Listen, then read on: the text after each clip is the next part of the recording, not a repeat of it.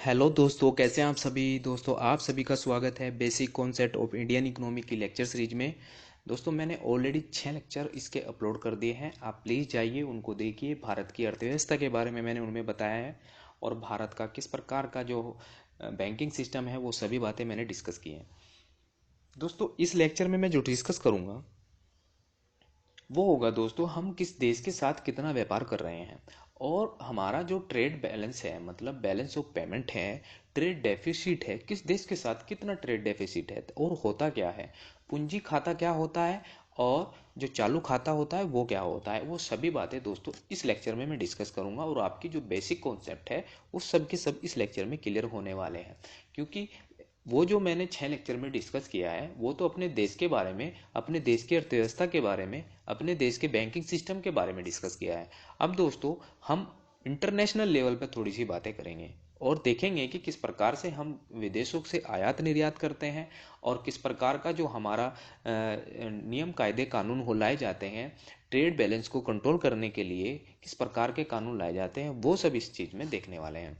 दोस्तों, आपसे एक बार फिर से मैं रिक्वेस्ट करूंगा, चैनल को प्लीज़ सब्सक्राइब करिए और इसको थोड़ा सपोर्ट करिए क्योंकि इससे मुझे थोड़ा मोटिवेशन मिलता है।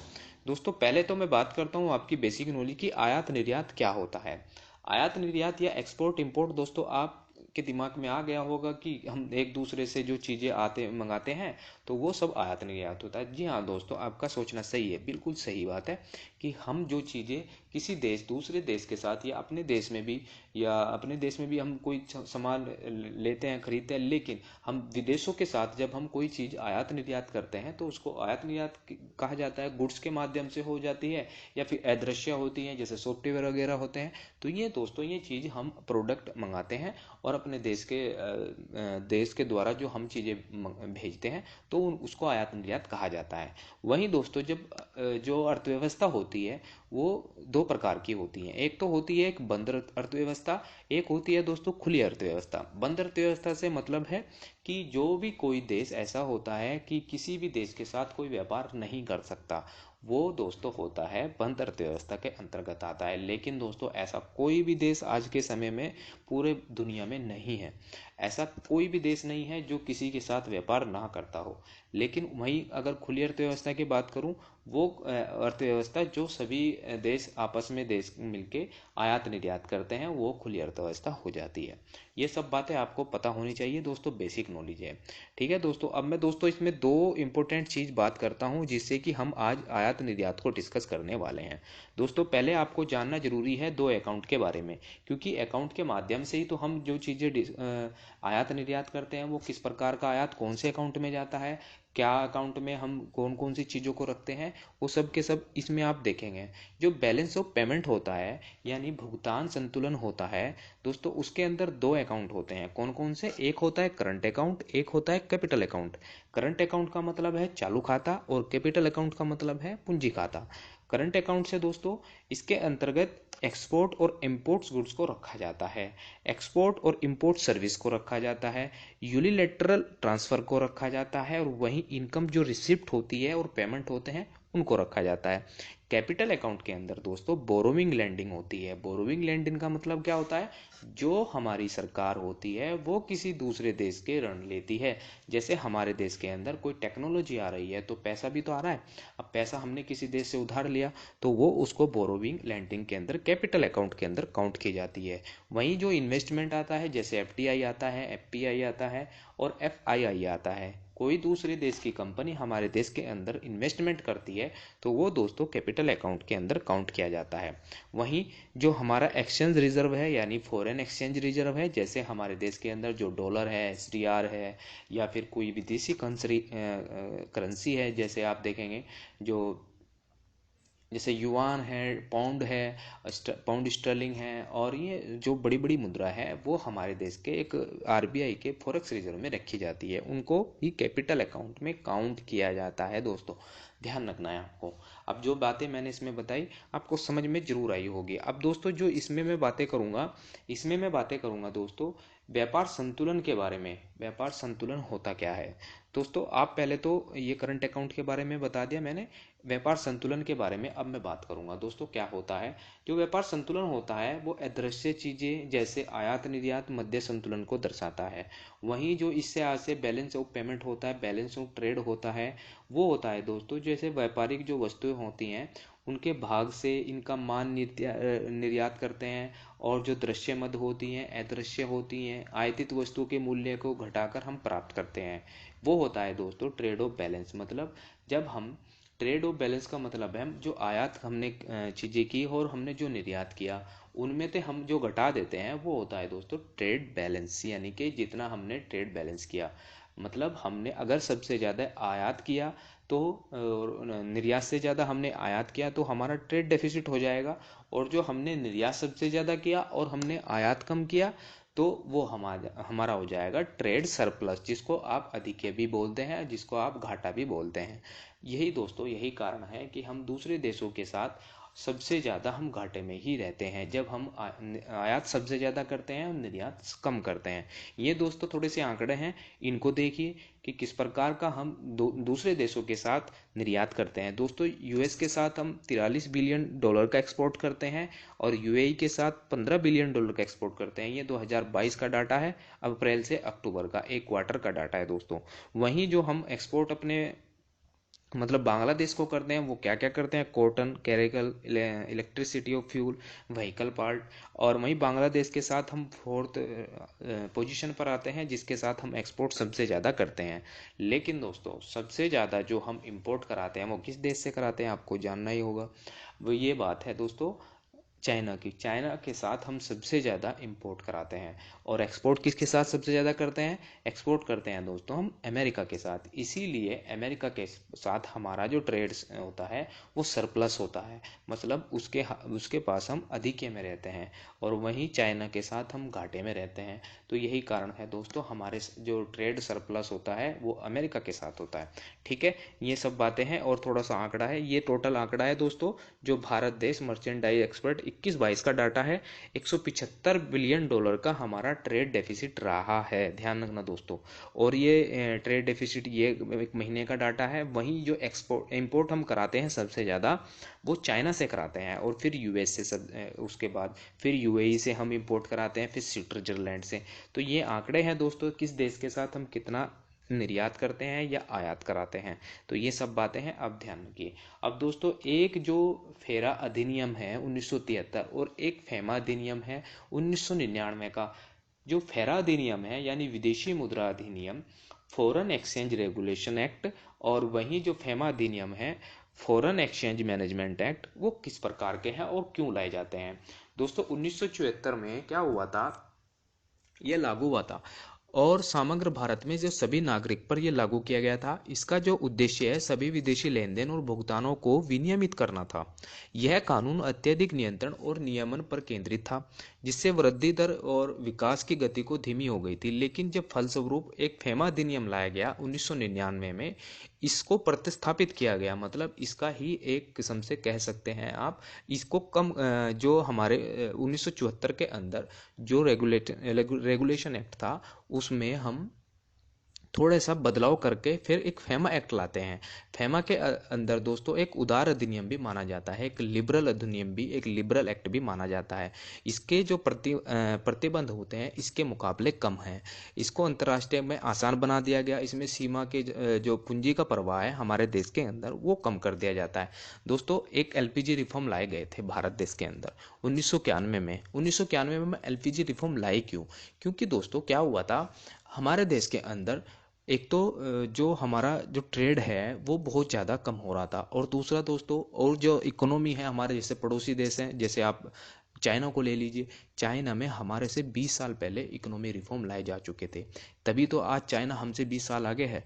वहाँ पर अगर इकोनॉमिक रिफॉर्म 20 साल पहले आए थे तो वो उन्होंने क्या किया, अपनी इकोनॉमी को ग्लोबलाइज किया, अपनी इकोनॉमी को उन्होंने ओपन किया कि हमारे देश में इन्वेस्टमेंट होगा। तभी तो जो अमेरिका की बड़ी बड़ी कंपनी है दोस्तों जैसे एप्पल वगैरह है और गूगल है, ये सब जो अल्फ़ाबेट वगैरह कंपनी है वो सबसे पहले अमेरिका चाइना के अंदर भाग गई।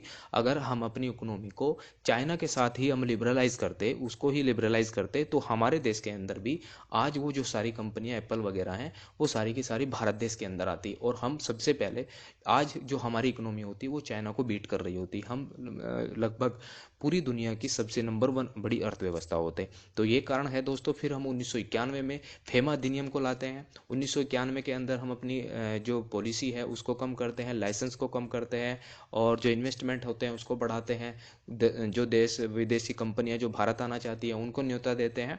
तो इनको कहा जाता है दोस्तों एलपीजी रिफॉर्म। एलपीजी की फुल फॉर्म क्या है? लिबरलाइजेशन, प्राइवेटाइजेशन और ग्लोबलाइजेशन। इसी को 1991 में एलपीजी रिफॉर्म कहा गया है दोस्तों। यही कारण है जब फेमा और फेरा अधिनियम लाए जाते हैं। फेमा और फेमा अधिनियम का क्या कारण है दोस्तों?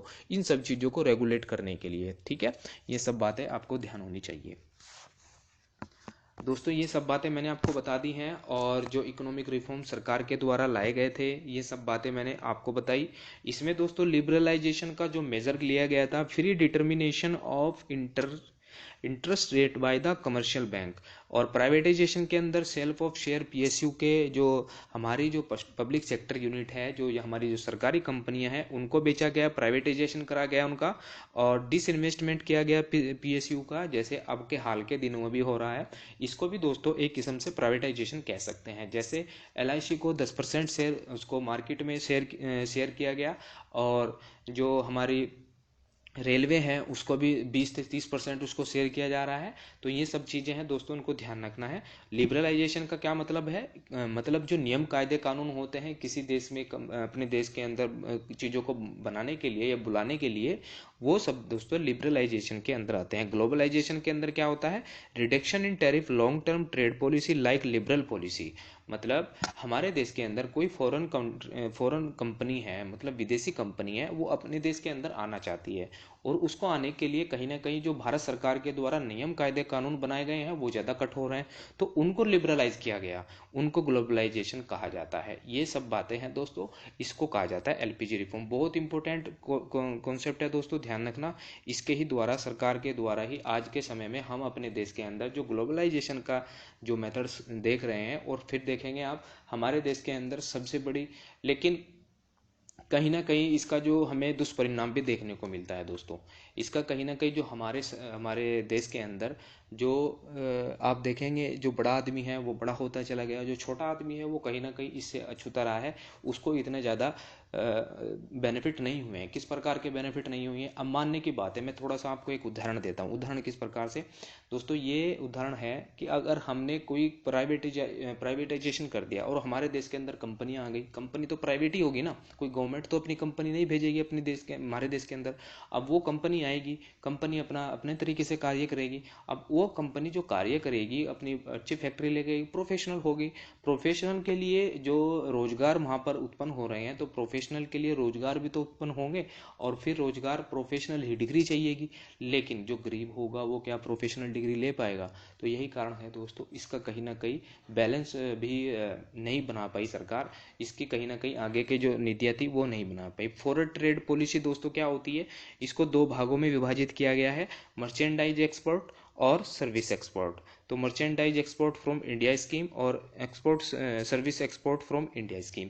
दोस्तों SEFAC ये सरकार के द्वारा पॉलिसी है जो फॉरेन ट्रेड के अंतर्गत कार्य करती हैं दोस्तों। ये क्या करती हैं? ये करती हैं दोस्तों हमारे देश के अंदर जो आयात निर्यात किया जाता है, मर्चेंडाइज एक्सपोर्ट किया जाता है, उनको रेगुलेट करने के लिए ये जो स्कीम है ये सरकार के द्वारा लाई जाती है। लेकिन सरकार के द्वारा एक चीज और है दोस्तों, ये भी आपको ध्यान रखना है। जो हमारा बैलेंस ऑफ पेमेंट है उसको असंतुलन को दूर करने के लिए जो उपाय सुझाए गए हैं वो हैं दोस्तों, बैलेंस ऑफ पेमेंट को मौद्रिक नीति और राजकोषीय नीति के माध्यम से हम दूर कर सकते हैं। क्योंकि जो बैलेंस ऑफ पेमेंट होता है, जैसे हमारे देश के अंदर हम निर्यात तो कम कर रहे हैं और आयात ज़्यादा कर रहे हैं, तो क्या हुआ? वो हुआ हमारा ट्रेड डेफिसिट। और वहीं उसको बैलेंस, उसको संतुलन करने के लिए सरकार के द्वारा फिर राजकोषीय नीति लाई जाती है और मौद्रिक नीति लाई जाती है। बैलेंस ऑफ पेमेंट होने वाला जो घाटा होता है बढ़ते हुए आयात को दर्शाता है। जब अर्थव्यवस्था में मुद्रा की आपूर्ति कम होती है तब जो क्रय शक्ति होती है दोस्तों वो भी कम हो जाती है, जिससे जो कुल मांग होती है, घरेलू कीमतें, वो भी कम होती है। और इसके फलस्वरूप क्या होता है दोस्तों? आयात कम हो जाता है। तो दोस्तों अगर किसी देश के अंदर आयात ज़्यादा हो रहा है और निर्यात कम हो रहा है तो इसका भी जो कारण होता है, इसको भी कारण सुझाए जाते हैं, वो राजकोषीय नीति और मौद्रिक नीति के आधार पर ही उनको बैलेंस किया जाता है। तो इसका इम्पोर्टेंट रोल है। मैंने आपको पिछले लेक्चर में बताया था कि भारत के अंदर मौद्रिक नीति और राजकोषीय नीति किस प्रकार से कार्य कर रही है। इनका भी कहीं ना कहीं सरकार इसमें ट्रेड के अंदर, एक्सपोर्ट इंपोर्ट के अंदर कहीं ना कहीं योगदान रहता है। अब दोस्तों डिवैल्यूएशन क्या होता है या अवमूल्यन क्या होता है, एक टर्म भी यूज की जाती है। अवमूल्यन से आशय एक मुद्रा से दूसरी मुद्रा में परिवर्तन के आधिकारिक दर की कमी से है। जब मुद्रा अवमूल्यन का उद्देश्य असंतुलन को दूर करने हेतु अपने निर्यात को प्रोत्साहित करना और आयात को हतोत्साहित करना ही होता है। विनियमन नियंत्रण क्या है, निर्यात संवर्धन क्या है, आयात नियंत्रण क्या है, ये सब बातें हैं दोस्तों, ध्यान रखनी है। अब दोस्तों सरकार के द्वारा एक स्कीम और लाई जाती है। सरकार के द्वारा स्कीम किस प्रकार की, आप देखते होंगे हमारे देश की जो जनता है, हमारे देश की जो लेडीज हैं, वो सोना चांदी सबसे ज़्यादा पहनती हैं। अब उनका वो जो सोना है दोस्तों, वो वेस्ट ही तो पड़ा हुआ है, क्योंकि अगर सरकार को वो चीज़ें एक्सपोर्ट, क्योंकि हमें अपने देश में ये सबसे ज़्यादा चीज़ इंपोर्ट करनी पड़ती है, हमें दूसरे देशों से सोना आयात करना पड़ता है, क्योंकि हमारे जो जनता है, हमारे देश की जो जनता है, उनकी डिमांड रहती है कि हमें सोना चाहिए। वो सोना खरीद के अपने घरों में रख लेते हैं, लेकिन उसका कोई यूज नहीं होता। अगर सरकार के द्वारा फिर ये स्कीम लाई जाती है, सरकार के द्वारा गोल्ड मोनेटाइजेशन स्कीम लाई जाती है, जिससे बैलेंस ऑफ पेमेंट के अंदर सुधार किया जा सके। जो स्वर्ण मुद्रा योजना है, इसके उद्देश्य क्या है दोस्तों, यह योजना मूल उद्देश्य घरों व अन्य संसाधनों के पास जो लगभग निष्क्रिय पड़े हैं, जो स्वर्ण पड़े हैं, आभूषण पड़े हैं, उनके इस्तेमाल को फोकस करती है। और साथ ही जो इसका दीर्घकालीन लक्ष्य है, स्वर्ण के आयात को कम करना है। क्योंकि सबसे बड़ी बात है दोस्तों, हमारा जो पैसा जाता है, हमारा जो डॉलर जाता है, वो जाता है स्वर्ण को खरीदने में, सोने को खरीदने में। और दोस्तों जो इसकी अवधि है कि सरकार इसको करेगी कैसे, उसको ब्याज भी तो देगी ना सरकार। अगर सरकार के पास आप सोना ले जाके रख देते हैं तो सरकार उस पर ब्याज देगी, फिर उसकी अवधि भी तो है। अवधि कितनी है, 1 से 3 वर्ष की है, 5 से 7 वर्ष की है, 12 से 15 वर्ष की है। तो इसके आधार पर आपको ब्याज मिलता रहेगा। तो यह है दोस्तों, इनको ध्यान रखना है। अब सबसे बड़ी बात है, जो भारत का भुगतान संकट है, ये भी आपको ध्यान रखना जरूरी है।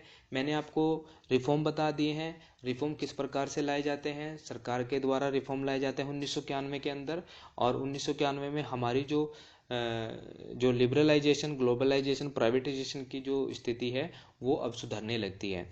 अब जो दोस्तों इसमें पूर्वी एशिया में भी एक संकट देखा गया था, क्योंकि हमें अपने देश के अंदर भी देखना है और दूसरे भी।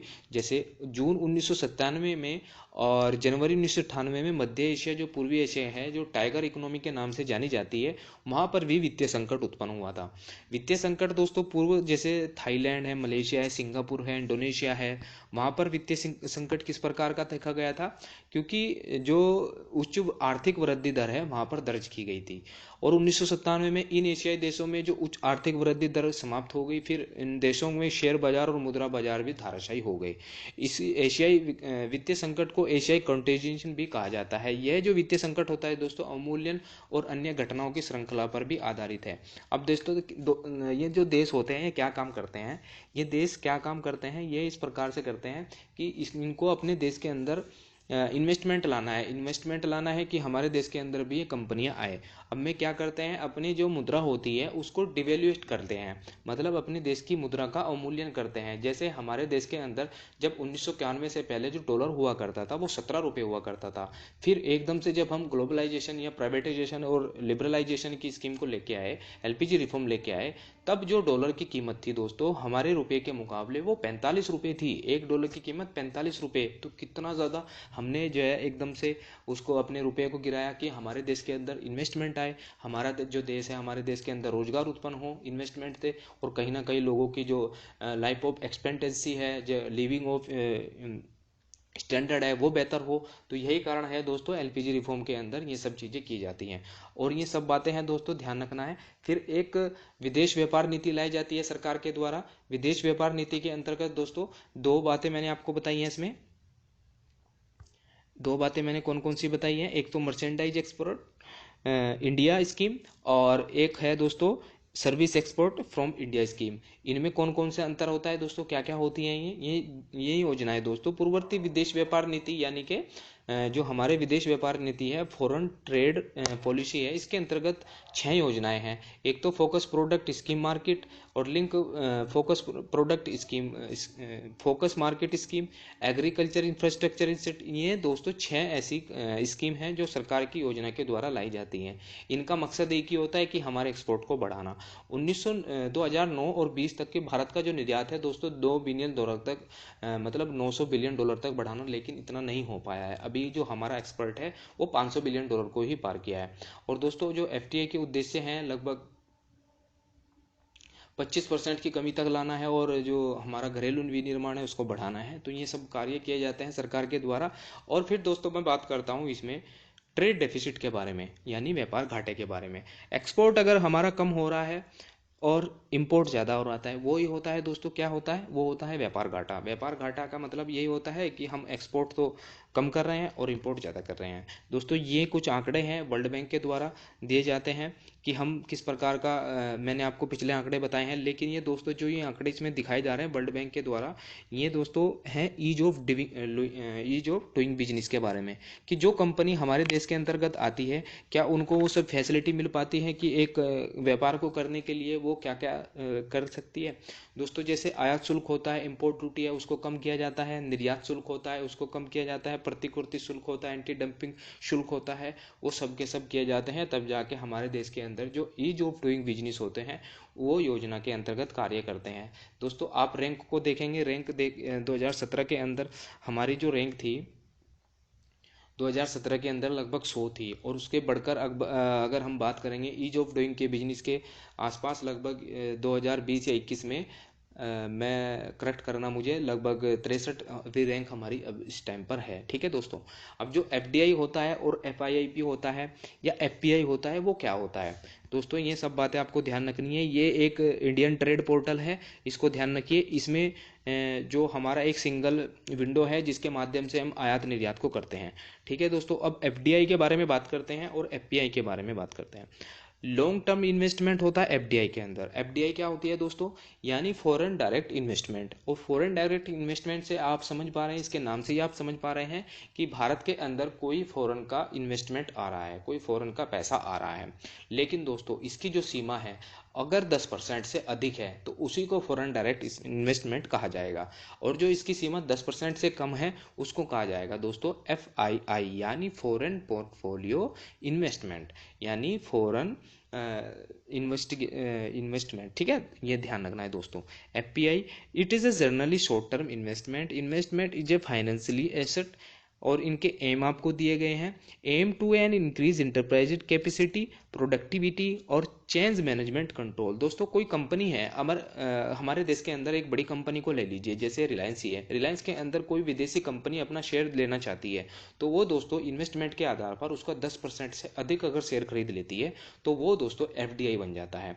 वहीं अगर वो 10% से कम शेयर को खरीदती है तो उसको एफपीआई कहा जाता है। मतलब वो एक छोटी लॉन्ग टर्म के आधार पर उसको खरीदा जाता है कि अगर मुझे 1 साल तक खरीदना है, फिर मैं वापस अपने पैसों को लेकर चला जाऊंगा, वहां से पैसा कमाऊंगा, मैं वापस लेके चला जाऊंगा। लेकिन एफडीआई होता है दोस्तों वो लॉन्ग टर्म के लिए होता है।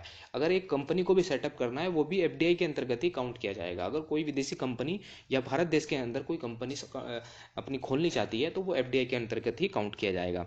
ये ध्यान रखना है दोस्तों, ये टर्म है इसकी, ये डिफरेंस है इनके अंदर, एफडीआई के अंदर और एफपीआई के अंदर। अब जो टाइप होते हैं, अब एक्सचेंज के रिजर्व की बात कर लेते हैं।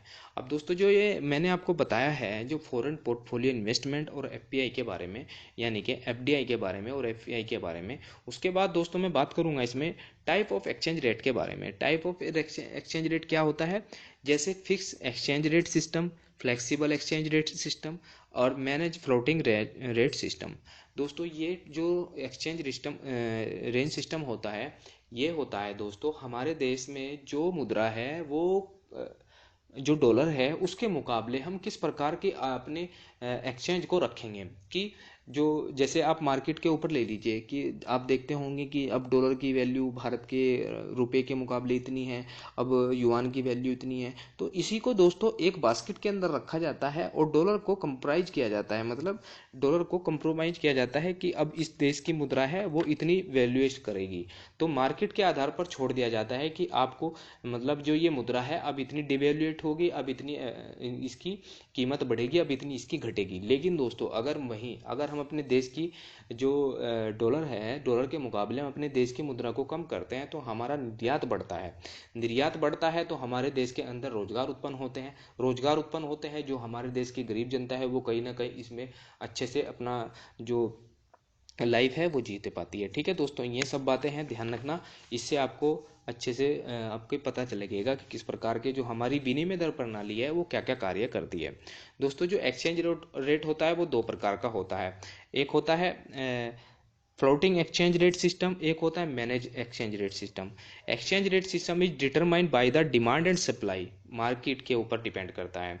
जो फॉरेन करेंसी होती है, जितनी ज़्यादा उसकी डिमांड होगी उतनी ज़्यादा उसकी वैल्यू होगी। जैसे सबसे ज़्यादा जो डिमांड है किसकी, कौन सी करेंसी की है, डॉलर की है, और उसी की डिमांड की वैल्यू भी सबसे ज़्यादा है। अब और देशों के मुकाबले आप देखेंगे, सभी देशों के मुकाबले जो डॉलर के मुकाबले करेंसी है उसकी कम ही रहेगी। तो यही कारण है जो भारत की करेंसी है, जैसे आप देखेंगे रुपया है, रुपये की अगर हम डिमांड को बढ़ाते हैं, रुपये की डिमांड को हम कब बढ़ाएंगे, जब हम एक्सपोर्ट ज़्यादा करेंगे। एक्सपोर्ट करेंगे क्योंकि रुपये की डिमांड, जो एक्सपोर्ट होता है दोस्तों वो रुपये में से होगा ना।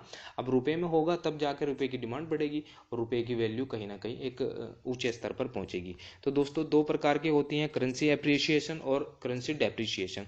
जब करेंसी डेप्रिसिएट करती है मतलब नीचे जाती है उसको करेंसी डेप्रिसिएशन। एप्रिसिएशन का मतलब जब करेंसी जो होती है वो ऊपर जाती है उसको एप्रिसिएशन कहा जाता है।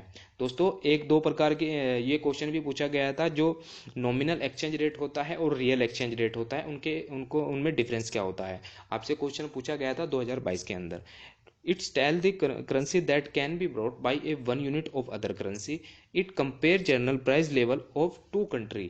एक यूनिट ऑफ जो करेंसी होती है उसको कंपेयर किया जाता है दूसरी करेंसी से, और इसको जो कंपेयर किया जाता है रियल एक्सचेंज के अंदर दो कंट्री के साथ इसको कंपेयर किया जाता है। और वहीं कैलकुलेशन अगर की बात करें तो calculation determine the macro factor and demand and supply currency. Nominal rate के अंदर हम डिमांड और सप्लाई को काउंट करते हैं, और वहीं जो नॉमिनल एक्सचेंज रेट होता है, exchange rate is a use और डिटरमाइंड रियल एक्सचेंज रेट। और एक्सपोर्ट के माध्यम से अगर हम बात करें तो use to the price export as well as import, use to access import competitiveness of country. तो ये सब बातें हैं दोस्तों नॉमिनल एक्सचेंज रेट की और रियल एक्सचेंज रेट के डिफरेंस की। दोस्तों मैंने आपको बताया कि हमारे देश के अंदर ट्रेड कितना होता है, ये सब बातें मैंने ऑलरेडी आपको बता दी हैं। अब दोस्तों बॉन्ड के बारे में बात करते हैं। दोस्तों दो प्रकार के, हम किसी भी देश के अंदर दो प्रकार की चीज़ें होती हैं जब हम इन्वेस्टमेंट करते हैं। कौन कौन सी, एक होती है इक्विटी, एक होता है बॉन्ड। इक्विटी के अंदर रिस्क ज़्यादा होता है लेकिन बॉन्ड के अंदर रिस्क इतना नहीं होता। सोवरेन बॉन्ड होते हैं, सोवरेन गोल्ड बॉन्ड होते हैं। सोवरेन जो बॉन्ड होते हैं दोस्तों वो दो प्रकार के होते हैं। जो बॉन्ड होते हैं, सोवरेन बॉन्ड किस प्रकार के होते हैं, उनको सरकार ही सिर्फ इशू करती है। सरकार क्या करती है कि हमें भाई पैसा चाहिए, हमें कहीं ना कहीं इधर पैसा लगाना है, कहाँ पे, हमें अपने देश के अंदर इंफ्रास्ट्रक्चर निर्माण करना है, स्कूल कॉलेजेस खोलने हैं, तो हमको पैसा चाहिए, तो सरकार सोवरेन बॉन्ड इशू करती है। विदेशों से भी पैसा उठाती है, तो सरकार की सिक्योरिटी कहीं ना कहीं दांव पर लगती है। सरकार की सिक्योरिटी अपने देती है कि भाई इसका पैसा मैं आपको दूंगा और ब्याज हर साल इसका मैं आपको अदा करता रहूंगा। तो इस प्रकार से सरकार पैसा उठाती है। वहीं कॉर्पोरेट बॉन्ड और गवर्नमेंट बॉन्ड, इनमें आप डिफरेंस देखिए। बॉन्ड क्या होते हैं दोस्तों, एक किस्म से सरकार के द्वारा उधार ली गई राशि होती है, ऐसे भी कह सकते हैं। लेकिन इक्विटी क्या होती है, इक्विटी होती है इसमें रिस्क ज्यादा होता है और बॉन्ड के अंदर रिस्क कम होता है। इक्विटी के अंदर जैसे आप शेयर मार्केट, बीएससी, एनएससी, आप ये शेयर मार्केट को देखते होंगे, ये इक्विटी के अंतर्गत आते हैं। और वही बॉन्ड जो होते हैं दोस्तों, ये सरकार द्वारा इसको इशू किया जाता है। लेकिन बॉन्ड कॉर्पोरेट भी कर सकती है, बॉन्ड जो है ना इशू, प्राइवेट कंपनी भी कर सकती है। लेकिन प्राइवेट कंपनियों पर विश्वास कौन करता है, वहीं जो विश्वास करता है वो शेयर मार्केट के अंदर लिस्टेड हो जाती है। गवर्नमेंट बॉन्ड के अंदर सबसे ज्यादा इन्वेस्ट होता है सरकार के द्वारा। सोवरेन ग्रीन बॉन्ड भी लाए जाते हैं, सोवरेन गोल्ड बॉन्ड लाए जाते हैं। तो इस प्रकार से सरकार बोरो करती है। दोस्तों ये जो लेक्चर मैंने आपके लिए इसमें जो बातें बताई हैं, ये फॉरेन इन्वेस्टमेंट के बारे में बताई हैं, ट्रेड से बातें बताई हैं, ट्रेड डेफिसिट के बारे में, ट्रेड सरप्लस के बारे में बातें बताई हैं, फेमा एक्ट क्या होता है, फेरा एक्ट क्या होता है, एक्सचेंज रेट क्या होता है, भारत देश के अंदर किस प्रकार के ये सब सिस्टम कार्य कर रहे हैं, ये सब बातें मैंने आपके इसमें डिस्कस की है। दोस्तों जो मैंने आपको इसमें बातें बताई, अगर कोई चीज़ इसमें गलत है तो प्लीज़ मुझे करेक्ट करिएगा, मुझे आप कमेंट बॉक्स में बता सकते हैं। अगर कोई चीज़ मुझसे इसमें गलत निकली है तो मैं आपसे रिक्वेस्ट करूँगा, प्लीज़ मुझे थोड़ा करेक्ट करिए। और दूसरी बात दोस्तों, आप प्लीज़ चैनल को सपोर्ट करिए, जिससे कि थोड़ा मुझे मोटिवेशन मिलता रहे और मैं आपके लिए नई नई कंटेंट लाता रहूँ। ठीक है दोस्तों, थैंक यू। मिलते हैं अपनी नेक्स्ट वीडियो में।